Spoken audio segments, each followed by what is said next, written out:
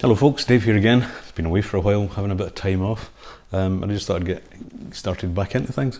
Might get disturbed a little bit by the kitten I've been mentioning in my posts. She keeps sneaking in out of here. Not much I can do about that, but let's just see how we get on. I'm also in a different room and I'm trying out my new MacBook, which is an M1 MacBook Pro. Really superb, and I'm just going to give that a try today. So here we go. Thought I would just do today. I've been thinking a little bit recently about just open chords.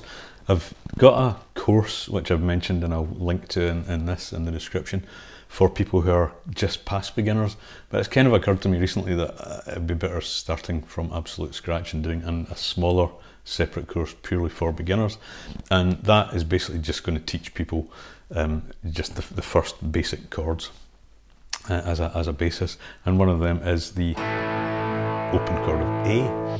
And it just occurred to me just how many kind of riffs have been used based around just that one simple little chord, especially when you just play it with one finger rather than the three, leaving your other fingers open to do various things. So there are things like the very obvious, just the straight blues kind of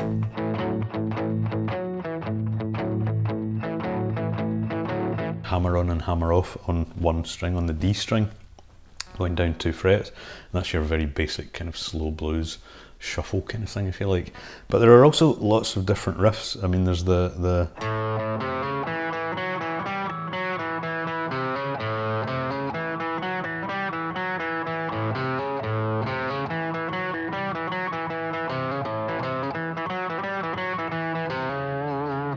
another blues sort of progression, but more of a slightly more complicated sort of thing. So we're using the A string itself to do the C and C sharp, and then so the second part being the E, F sharp, G. So, and actually, Rock and Roll by Led Zeppelin uses that, but it's just turned around slightly, as Jimmy Page's kind of genius often did.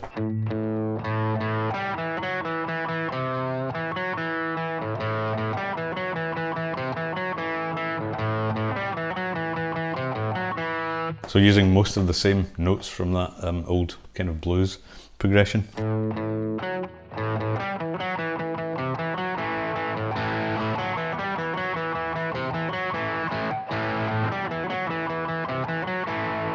And obviously those just continue on to the D and E, so that's basically just a standard blues progression. So there's also, we can also bring the E string into this, using those same frets here, so we can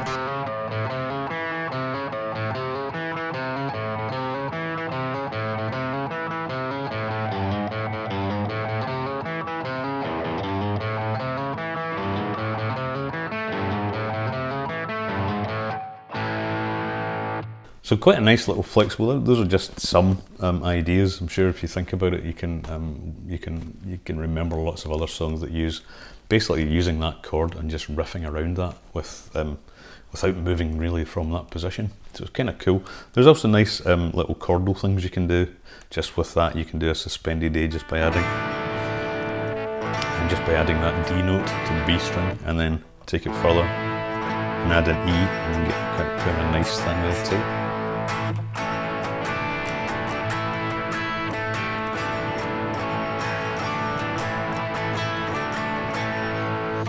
Or you can even, as in All Right Now, which we looked at by Free in a recent video, he added his A chord, added another A onto the top E string, just to fill that out slightly and give it a slightly bit more of a range.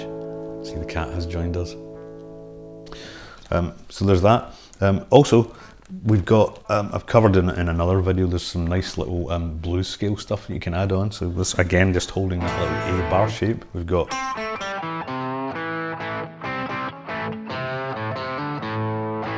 that's one of the A blues scale shapes, minor blues scale shapes right there under your fingers. I'll link again, I'll put that video on the end if you haven't seen it. Just a really nice cool blues lick you can do. But you're also right handy, as we say in Scotland, for the major blues scale here as well, so F sharp basically. So we can do things like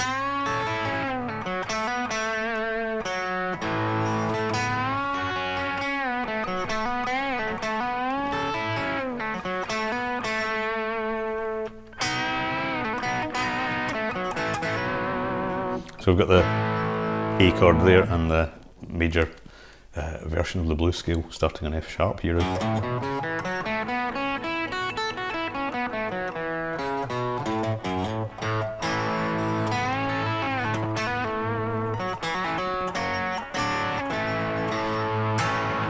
So there you go.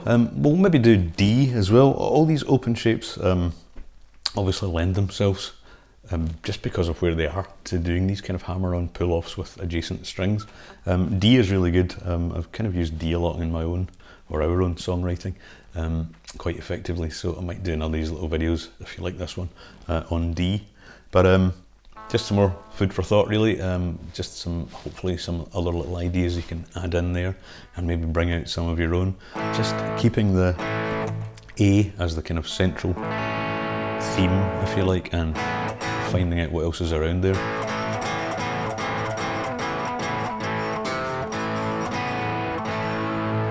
All sorts of things you can do. So I hope you find that useful. If so, please do subscribe if you haven't already.